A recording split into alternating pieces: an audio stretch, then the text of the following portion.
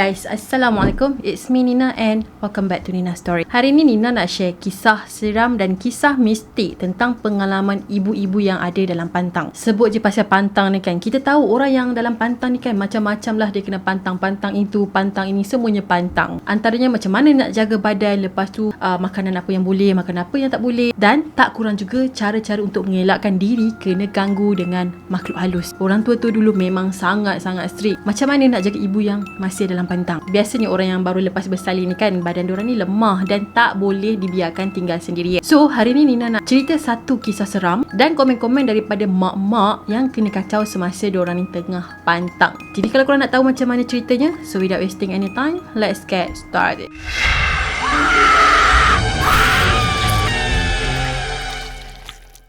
So, kisah seram ni terjadi sekitar tahun 2015 macam tu yang dikongsikan oleh Nana di Wattpad. Tapi pengalamannya ni bukan pengalaman dia masa berpantang, tapi lebih kepada pengalaman dia dekat hospital tengah tunggu nak beranak. Jadi pada masa tu Nana tengah tunggu untuk bersalin anak sulung diorang. So, dia pun daftarlah dekat sebuah hospital besar Kuala Lumpur yang terletak di tengah-tengah bandar. Masa daftar nak masuk ke ward tu kan, suami Nana ni pilihlah first class untuk isteri dia. Ward dekat situ sangatlah selesa, yang mana dalam bilik tu cuma ada 2 katil dan 2 TV. Masa dia jalan masuk dalam bilik tu kan, memang kedua-dua katil tu kosong. Jadi bermakna pada hari tu Nana seorang je yang check in dekat situ. Masa first day Nana dekat situ kan, semuanya okey, dia pun selesa. Tapi lama-lama yelah dah duduk sorang-sorang kan, tak borak dengan siapa-siapa. Suami pun tak ada kan. So dia pun ambil lah remote TV dan buka channel Running Man. Jadi masa dia tengah bergelak-gelak suka kan Running Man, kita tahulah kan cerita tu kan kelakar kan. Tiba-tiba dia terdengar macam bunyi troli yang ditolak oleh nurse masuk ke dalam dia punya bilik. Jadi nurse tu pun datang dekat dengan dia. Dia kata, puan, saya nak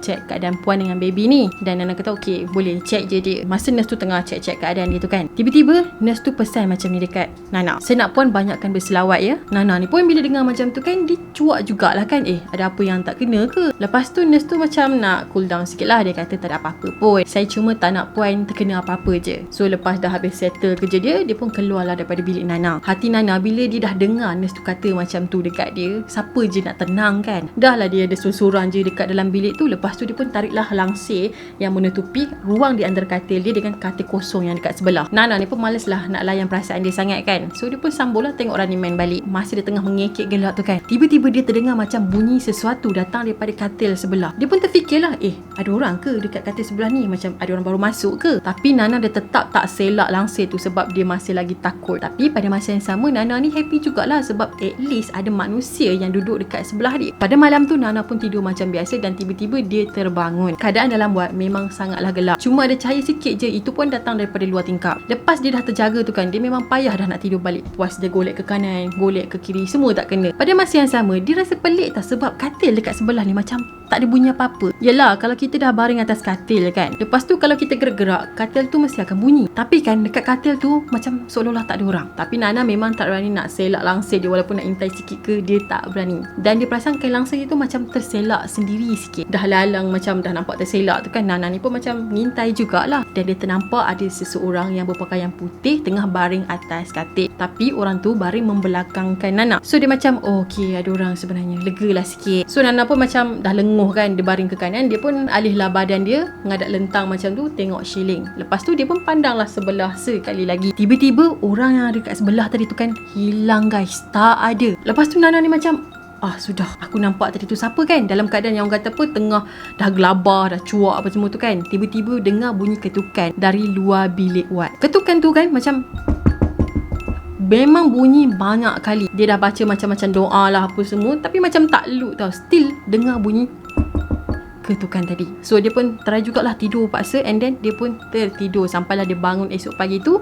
Dia nampak husband dia dah tidur dekat katil dia, maksudnya tidur sambil terduduk macam tu lah. Jadi dia pun kejutlah suami dia, abang bangun. Lepas tu suami dia macam mamai lah, dah kenapa ni, ada apa masalah? Dia pun cakap, bang, saya dah kena kacau malam tadi. So suami dia, siapa pula yang kacau awak? Abang nak tahu tak, malam tadi ada hantu dekat katil sebelah ni. Pada masa yang sama, bila si Nana tu tengok dekat katil sebelah tu, katil tu langsung tak terusik, memang sangat kemas, macam tak ada orang pernah duduk. So di atas permintaan Nana, dia pun ditukarkan ke ward yang ada ramai lagi orang. Sampai sekarang kan, dia masih tak tahu kenapa nurse tu buka cerita pasal kisah seram katil tadi. Dan yang pelik tu kan, dia tak pernah lagi nampak nurse tu sejak dari hari kejadian.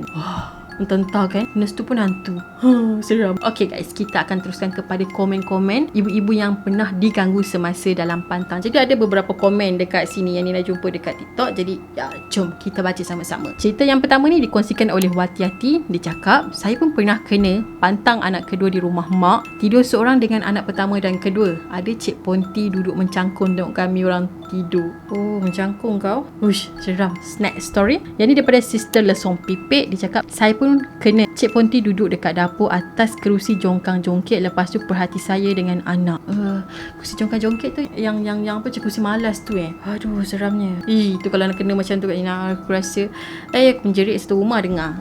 Yang seterusnya, saya pun masa pantang anak pertama pukul 3 pagi dekat rumah arwah mak kena kacau dengan Pontianak. Dengar dia menangis sayu-sayu, pusing keliling rumah, memang seram. Kat sini kenapa benda tu macam Kak Ponti suka dengan ibu-ibu yang dalam pantang? Tak, sekarang ni kenapa dia nak menangis sedih kan? Orang lain yang pantang, kau pula yang sedih. Macam tu. Okay, next story ni daripada Umi Umar. Saya pernah kena masa dalam pantang anak pertama baru balik dari hospital. Malam tu tidur ada lembaga tindih. Dah pergi berubat, rupanya dia ikut balik dari hospital. Seram betul. Ini pun seram juga ni. Dah lah beranak penat-penat kan, tiba-tiba ada benda pula yang ikut engkau. Yang ni daripada Izzati Farah. Dia cakap, saya kena masa pantang anak first. Saya terjumpa rambut putih panjang sangat dekat lantai sebelah tempat pantang saya. Malam tu saya dapat rasa macam ada nenek kebayan datang jengah. Yang ni daripada Adib Ardini. Saya beranak tahun lepas keluar hospital, Kak Ipa nampak di belakang saya ada nenek tua yang ikut saya dan baby. Tapi dia tak ganggu. Nasib baik. Tak nasib baik sis, tak nasib baik. Nina macam tertanya kan, kenapa orang yang dalam pantang ni macam suka sangat diganggu oleh makhluk halus? Mungkin disebabkan badan orang lemah kan. Tapi kalau macam Mak Saleh ke Mina Saleh yang beranak tu, orang luar negara tu, diorang tak kena kacau ke? Macam tu kan, curious juga kan. Okay, yang ni yang seterusnya daripada user apa tah. Okay, saya pula pantang anak pertama on the way balik kampung dari KL ke Kelantan. Penanggal ikut belakang kereta. After today, saya mimpi penanggal marah-marah dan tarik saya. Tapi kan kalau benda yang si penanggal ni kan, orang kata biasanya dia makan darah, macam uri ke apa kan. Orang kata makan benda-benda kotor macam tu.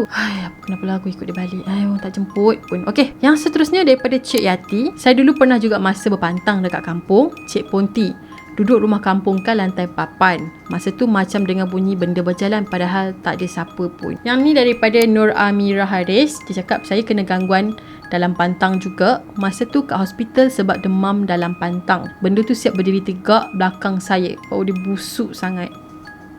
Tiba-tiba tengok belakang. Rasa seram. Next, yang ni daripada Nenek Hawau. Nama Hawa betul. Saya pun pernah kena masa berpantang anak pertama. Pukul 3 pagi dengar orang menangis setiap hari 2 minggu. Tak tahan. Balik rumah sendiri, tak kena dah. Mesti Kak Ponti. Tak, kenapa dia sedih sangat sebenarnya? Bukan dia pun kena pantang. Tak kena pun jaga orang yang dalam pantang tu. Tapi kenapa dia nak kena nangis? Okey, yang ni daripada Hani. Dia kata, saya kena masa anak keempat, benda hitam helok duduk dekat kerusi meja makan. Kali kedua pandang ada lagi. Ketiga pandang hilang dah. Seriau lah. Mesti dia macam duduk tengah perhatian. Seram.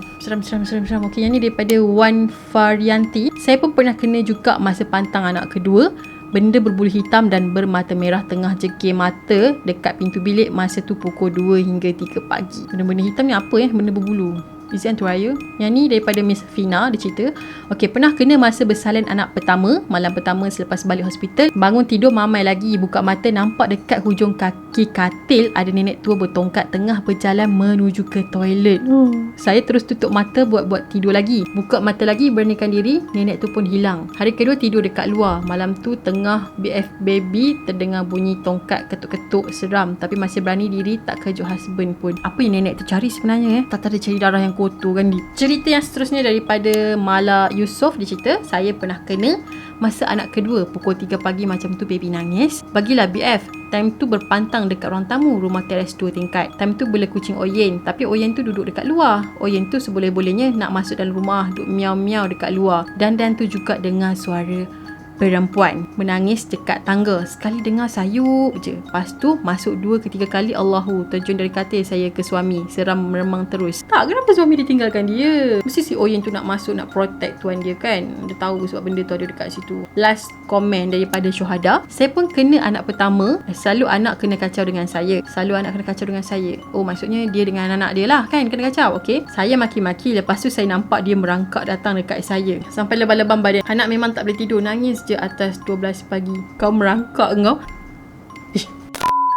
Okey guys, itu sajalah perkongsian Nina boleh kongsikan hari ni. Yang pertama, kisah pengalaman seram dekat hospital tunggu nak beranak, kena kacau. Dan yang ni pula selepas dah bersalin, diganggu semasa dalam pantang. Sebab itulah ada beberapa komen yang Nina baca, diorang kata kalau boleh orang yang tengah dalam pantang ni jangan biarkan dia tinggal sorang-sorang. Maksudnya masa dia tidur tu, dia berehat tu, jangan biar dia sorang-sorang. Kalau siang tu insyaAllah lah kan tak ada apa-apa. Bila malam ni lah kena teman dia, kalau boleh tidur dengan dia. Mungkin disebabkan badan diorang lemah dan mudah kena kacau. Dan pada masa yang sama juga ada baby kecil kan. So baby kecil ni dia punya hijab masih terbuka luas, jadi dia boleh nampak benda-benda macam tu. So sebab itulah kadang-kadang kita dengar baby ni menangis 2-3 pagi, kadang-kadang tu pukul lepas maghrib je dah meraung apa semua kan. Ya, korang pernah dengar kan, orang panggil umur sibian. Umur sibian tu wujud, dia selalu datang mengganggu baby yang baru lahir ni waktu maghrib lah. Sebab tu orang kata masa maghrib tutup tingkap, tutup pintu rapat-rapat apa semua, supaya umur sibian ni tak dapat masuk ke dalam rumah. So itulah beberapa maklumat yang Nina boleh kongsikan kepada korang, dan agak seram sebenarnya. So Nina nak tahu pengalaman korang. Mungkin ada viewers Nina ni yang pernah kena ganggu masa dalam pantang, boleh je komen dekat bawah sebab Nina nak baca pengalaman korang pula. And yeah, that's it for today. Dan Nina harap korang suka dengan video yang Nina kongsikan pada hari ni. Kepada korang yang belum lagi subscribe channel Nina, korang boleh subscribe di bawah dan turn on notification juga supaya korang tak terlepas dengan video-video baru yang Nina akan upload. Dan jangan lupa juga untuk follow Nina di Instagram. Kita akan jumpa lagi next video. Bye bye. Assalamualaikum.